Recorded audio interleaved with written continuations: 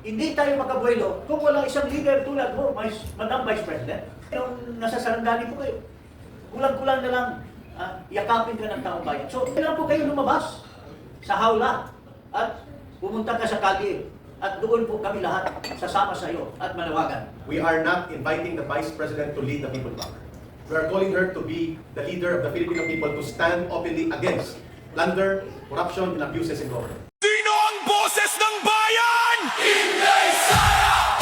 Inday Sara! Sino ang handang lumaban? Inday Sara!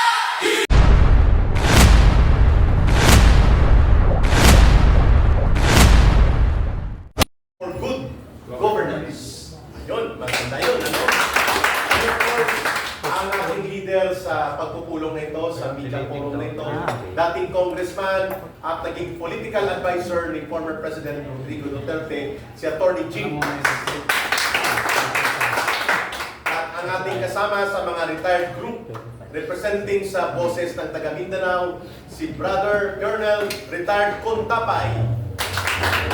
Of course, we welcome ang mga dumating si Brother Rod Corneo. Sir, welcome. You can sit there sa panel. Okay. Part ng ating media community din yan, si Brother Rod Corneo. At of course, si Retired General Juanito Downs, kampilan sa norte ng Pilipinas. And representing mga police and other uniformed services na ang tawag nila sa grupo nila ay PARAP, si Retired Colonel Opriasa. So, na po tayo, ang pangbungad po natin at kung bakit tayo nagtipon muli, dalawang bagay lang. Una, maglilinaw tayo na hindi po tayo nananawagan ng illegal na bagay na gagawin ni Vice President Sara Duterte. Ililinaw po ng panel yan, ng aming punong tagapagsalita. What we're calling for the Vice President is to stand with the people and unify all the forces resisting corruption and plunder. At inilinaw yan ng aming mga kasama. Pangalawa, nagtipon tayo sapagkat maraming mga issues ang dapat mabigyan ng kaliwanagan. So, we deemed it necessary na gawin ito as media forum or the People's Media Forum. May question and answer po kayo mamaya. To start, ay pakinggan po natin dito sa pagtitipon ang paunang pagpapahayag ni Atty. Jing Paras. Take it away, Atty. Jing.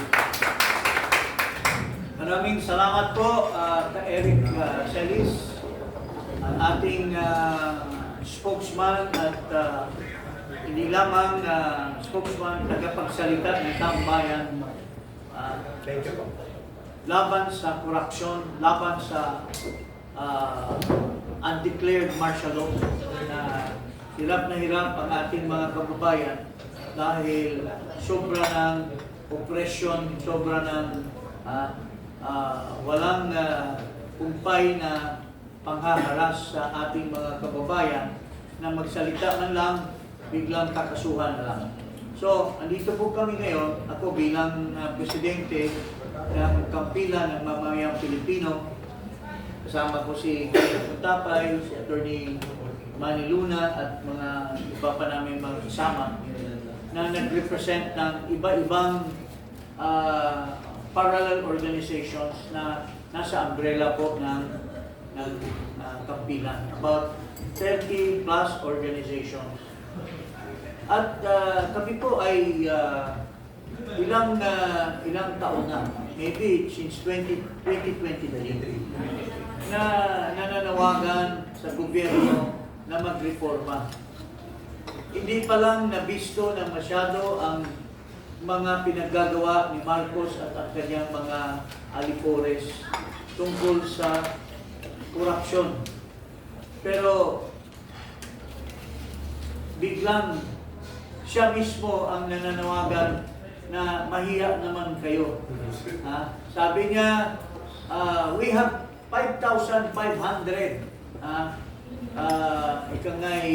Completed flood control.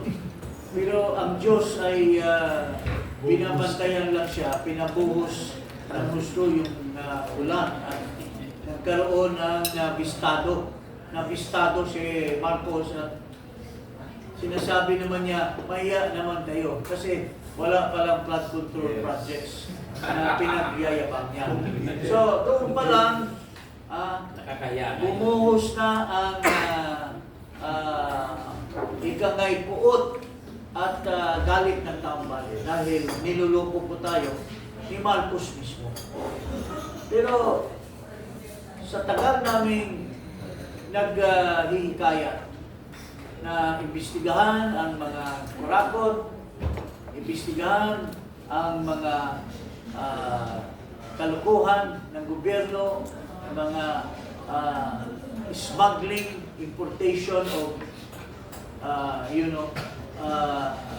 items like sibuyas, bigas, at sugar. Tuloy-tuloy pa rin ang pagbababoy ni Marcos sa ating bayan, mga kaibigan. Sobrang nagka-travel para lang manood sa isang karera ng kotse doon sa Singapore. 2 beses siya pumunta doon.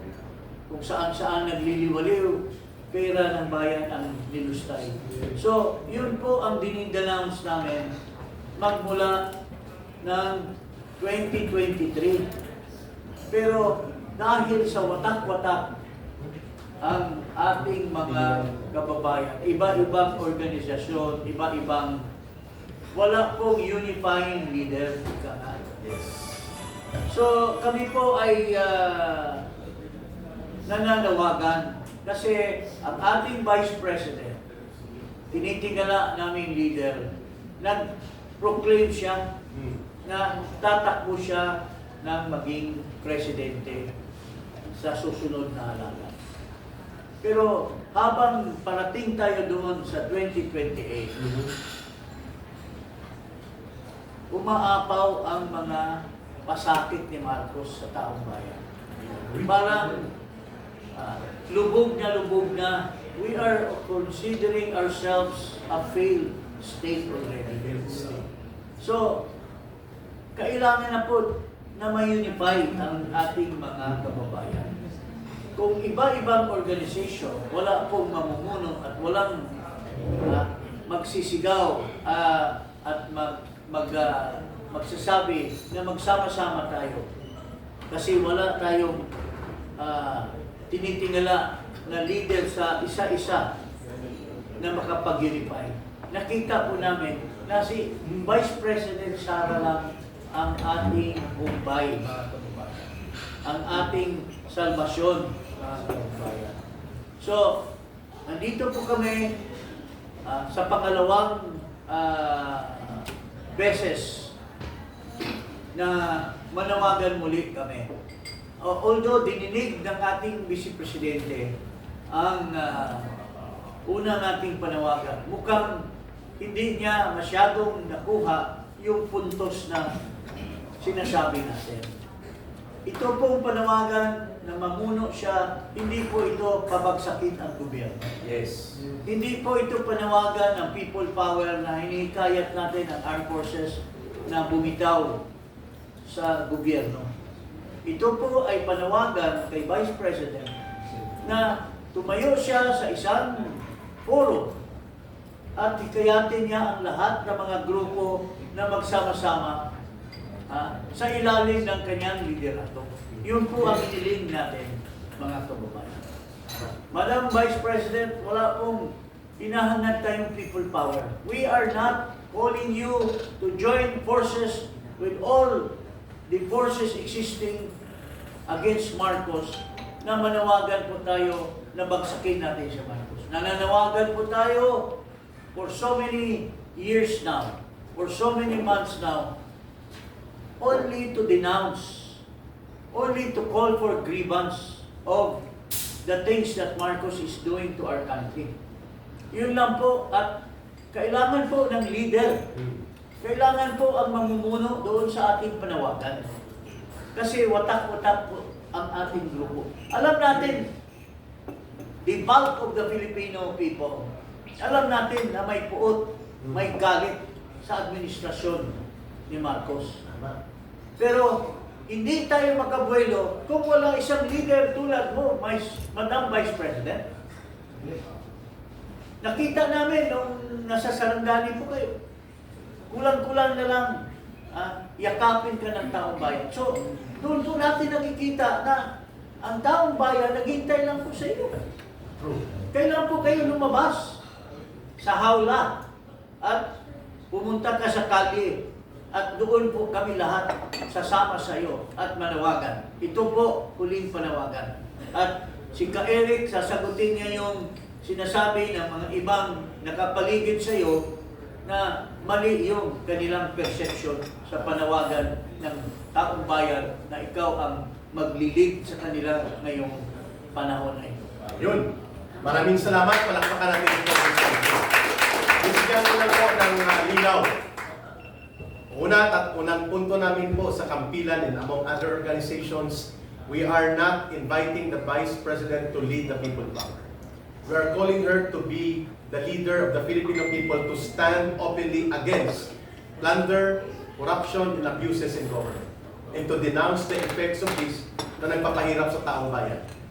Kahit Vice President po siya, hindi nawawala ang kanyang karapatan na magpahayag. At malaking bagay kung nagpahayag siya kasama sa mga pagkilos na mapayapa ng taong bayan. That is the meaning of unifying figure. A leader should be a unifying and rallying figure for the people.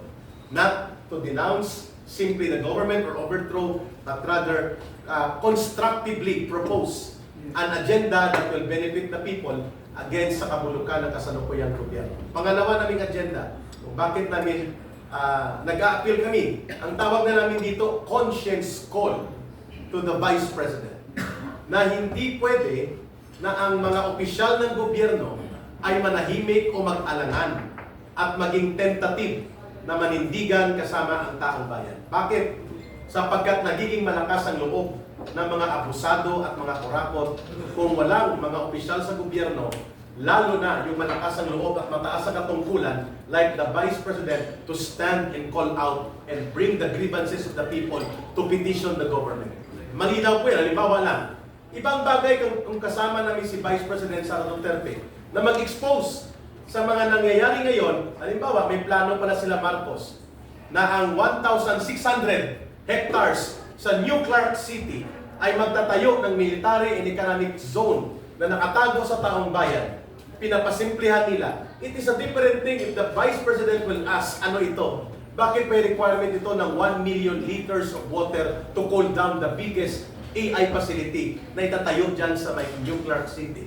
O, di ba mga public interest issue ito? O bakit ang ating bansa sa ngayon ay tuloy-tuloy na nanulubog sa utang?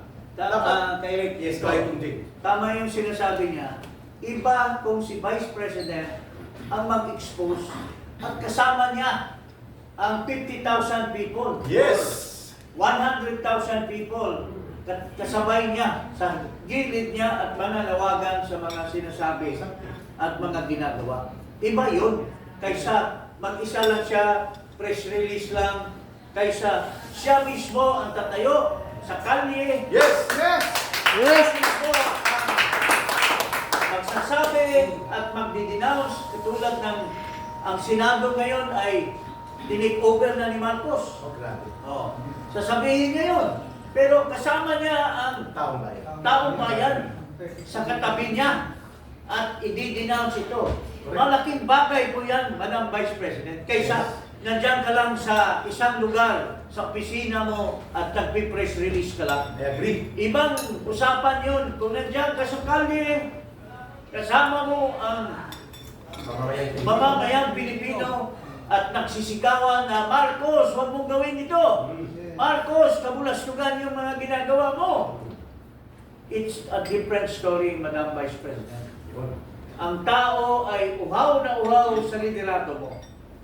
Ang taong bayan, hindi na sila mapakali, pero hindi sila makabuelo sa kanilang gustong gawin, gustong i-denounce, kasi walang liderato na tatayo para sa kanila.